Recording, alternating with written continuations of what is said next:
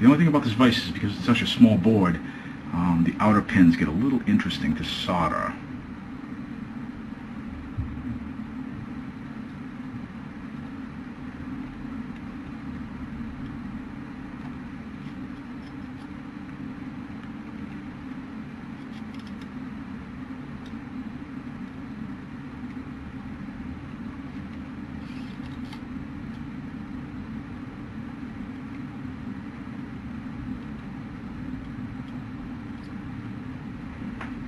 And that's the header pin soldered on, and I did it the right way this time.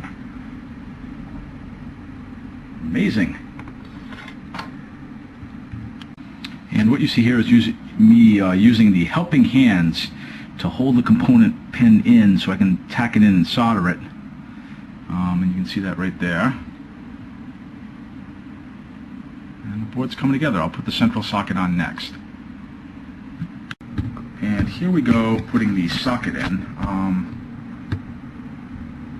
Interesting, caught my reflection of that. I'm going to pop that off the protective foam, and I'm going to align it so that that notch right there is on the notch on the board right there. And we'll just tack that in, and I'll use my helping hands to secure it so that it's tacked in. And if you notice, I haven't put on the edge connectors yet because actually I don't need the helping hands. It's got enough tension right there to stay. Good. I'll tack a couple of pins in.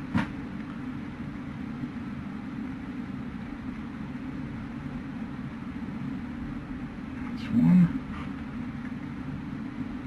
That's two. Alright, so those will keep it firmly down while I solder the rest of the pins. I'm also going to test out these with the breadboard connector and see if it matches. And it should. If not, I'll have to make some adjustments.